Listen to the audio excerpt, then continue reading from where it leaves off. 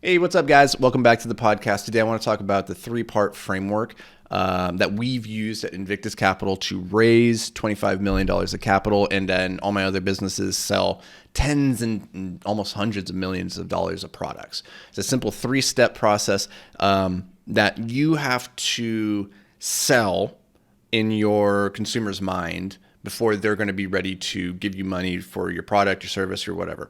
And this took me a lot of time to figure out, and mostly as it pertained to Invictus Capital, as we were raising large sums of money from investors. So before this, for a little context, I had been building businesses, like a window washing company where it's like, hey, this is $300 to wash your house, right? That's a big ticket item for some people, but if you own a house in the neighborhoods that we were washing windows, that's not like a ton of money. So it's a pretty easy sale.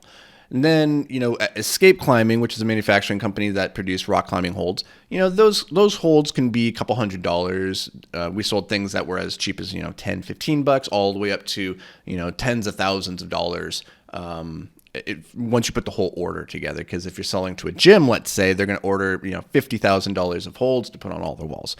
So like quite a gamut of range of prices that somebody could be buying. A little bit easier in some cases to make the sale, a little bit harder in some cases to make the sale. When we started Invictus Capital, which is our real estate private equity company, we started bringing passive investors into our deals so that we could go out there and buy large apartment complexes. These are buildings that, they were worth $5, $10, $15 million. And to go and purchase something like that, you need to usually bring around 30 to 40% of the purchase price in the form of your down payment, your capital X reserves, your operating reserves, like a lot of money. So if we're going to go buy a $10 million building, we need to bring around $4 million. Now, in the past, when I was buying real estate, would just use our own money. But at a certain point, a lot of people were asking, how do I invest with you? I want to do this alongside you, my family, my friends. And then also you run into the issue that if you're buying really big real estate, you run out of money. So what we started doing is pooling resources with investors. We'd bring investors into our deals to go buy these big assets.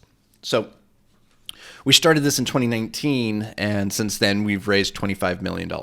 And the average investment size is right around $80,000. So an investor coming into one of our deals gives us $80,000. That is and the minimum investment is $50,000. So just for a little bit of context, those are really big numbers, even for really wealthy people, right? Like that's a lot of money just to give over to somebody. And so we spent a lot of time thinking, okay, how do we go through this sales process in a way that can take somebody who might be a complete stranger to us at the beginning of this relationship and nurture them to the point that they will feel comfortable and inclined to invest hundreds of thousands of dollars alongside of us. Okay, so as we were going through this, there's really three things that I realized we needed to sell. We needed to sell the vehicle, we needed to sell ourselves as the pilot of that vehicle, and we needed to sell the deal or the destination, the trip itself. You hear a lot of times people say, don't sell the trip, sell the vacation, right? Like when it comes to your product, it's about selling the benefit, not the features, right? A lot of times we're like, oh, look at this really cool phone. Look how thin it is. It's only 2 millimeters wide and it has 42 gigapixels of cameras and you can throw it really far. Like, I don't know. Obviously not a tech reviewer. So we're naming all the features of the phone, but what people really care about is, hey, it fits in your back pocket. It's not bulky. It's easy to hold on to. It, flies real good. I don't know. So we're trying to sell what are the benefits, not the features of the thing, right? So when we think about that from the context of trying to sell somebody a real estate investment, a lot of people make the mistake of going into that relationship and saying, hey, would you like to go to vacation on a Hawaiian beach?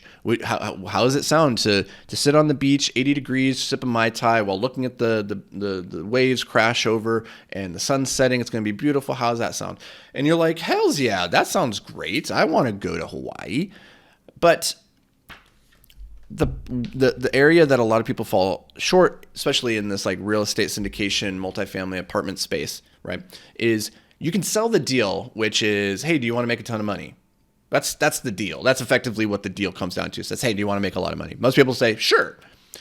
And you can even say, hey, I've done this a lot. I've done this 23 previous times. So give me your money. I know how to do this. And they're like, okay, I trust you as the thing, and you're going to make money, and you seem to know what you're doing. But the very first thing that you have to sell is actually the vehicle. And this throws some people off sometimes. If you're selling a product that's a little bit more esoteric or like new or niche, then you need to spend time here first and foremost. And so what I mean by this is, if we want to go on a vacation to Hawaii, that sounds awesome. However, you now have to sell me on how to get to Hawaii. And it might be really obvious to you that the best way to get to Hawaii is we hop on a plane, right? However, if I have never seen an airplane in my entire life, then just imagine how confused I'm going to be when we show up to the airport. You show me this big metal thing, and you're like, we're going to get inside of it. It's going to go real fast. It's going to take us up into the air, and we're going to fly over the ocean, and then we're going to land. I'm going to be like, what are you talking about? You sound like a crazy person. Like, granted, I've been living under a rock somehow, right? I don't know what an airplane is, but for the purposes of this example, if my only experience with traveling anywhere is horse and buggy and ships and trains, then a plane is going to be very confusing to me. And the confused mind says no. And that's how this particular product that we sell, an investment in a real estate private syndication, for most people, it's a vehicle they've never heard of, right? So we actually have to start our education there. And we have to educate, okay, what is a private placement? Why real estate? Why apartment buildings, right? Before we can sell anything else about how to make money and all that good stuff, we really need people to understand the airplane that we're getting into. And this is going to be the same if you're moving into a new world of, maybe like AI integration, and you're trying to help companies integrate AI into their businesses. You need to probably take a step back and help them understand the vehicle before you can get to the features and the benefits and all that other good stuff, or even you. Like, you have to sell this new vehicle.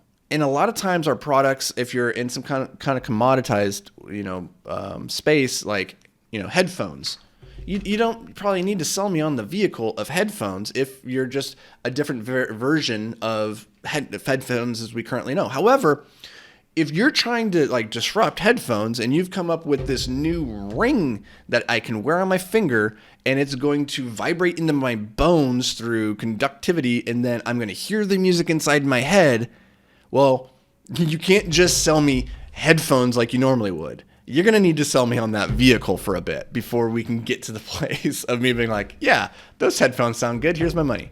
Okay. So you need to be looking through that lens. Does your consumer actually understand your vehicle?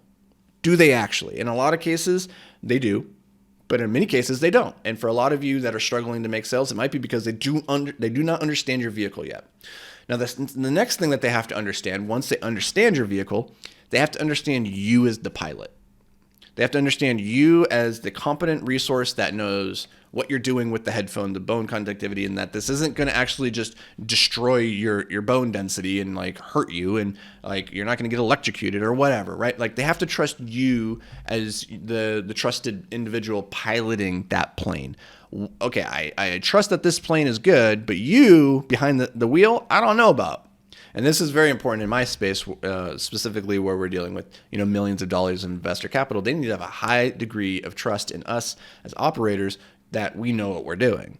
And in your space, again, it might not be as important. However, it is way easier for Sony to sell you their product because you know them as the pilot. You know the product that you're going to get from them. Right. And so this is where brand comes in. This is where, testimonials and reviews come in. This is very important for getting somebody to the point where they're going to be willing to buy your thing. Because if I have two choices between my Sony noise canceling headphones and this no-name Chinese knockoff, well, and they're the same price, I'm just going to go with the Sony. It's a known quantity to me. It's a safer bet. Now, if the Chinese knockoff is like half the price, well, maybe that can be part of your sales equation. However, it's still much easier to make that if there's some brand awareness behind it. And if you can position yourselves, here's why we're a better company at half the price of Sony. Here's the unique manufacturing process that we use and how long we've been doing it and how long we've been serving this area or whatever, right? It's much easier to make that sale once people have confidence as you as the company or the individual as the pilot of that vehicle. And then finally, the last thing that you're going to sell is the actual product, right? By the time that if you've done a good job of selling the vehicle and you as the pilot, the selling the product is actually quite easy.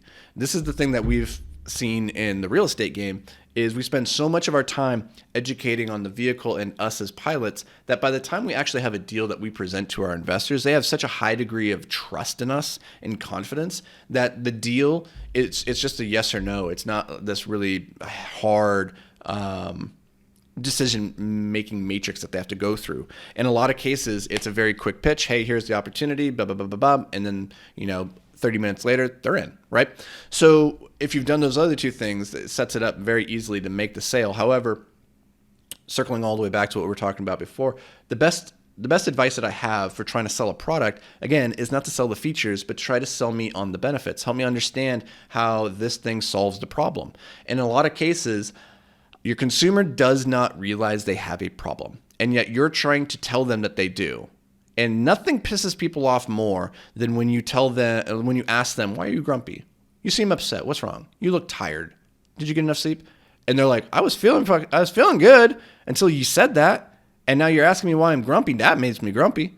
You're telling me I look tired. That's what makes me tired of your shit, right? So assuming that somebody has a problem that they do not agree or do not recognize as a problem is a surefire way to lose that sale. So the very first thing that you have to do is convince people or help them understand that they do in fact have a problem. And once they do understand that they have the problem, your product is the solution. Okay? So that's the best advice that I have there is never assume that the consumer understands that they have a problem, because in many cases they don't. Now, in many cases they do, which makes it much, much easier, but make sure that you correctly identified which problem they have, because a product can solve 10 different problems, right? And it's not, for most of us, it's not about, selling me on this phone isn't going to be about telling me all the 10 problems that this phone solves. I probably have one or two big problems I'm trying to solve. And if you can figure out what those two problems are, and then zero in on that and forget all the other benefits and just zero in and say, we are the best in the world at solving these two things, you're going to have a much higher conversion rate getting people to buy your products. So that is the 3-part framework that I think through when it comes to selling products, when it comes to getting investors into our deals. It's about selling the vehicle, selling ourselves as the pilot, and then selling the product itself. Hopefully this brought you a little bit of value. I'm curious, what are you trying to sell? What's your product? Let me know in the comments. Shoot me a DM. I'd love to help brainstorm some ways to increase your effectiveness as a salesperson. I don't have a program or anything around this. I'm just genuinely curious to learn more about what you guys are doing out there. So hit me up, whether that's on Twitter at Anthony Vicino or on Instagram at the Anthony Vicino.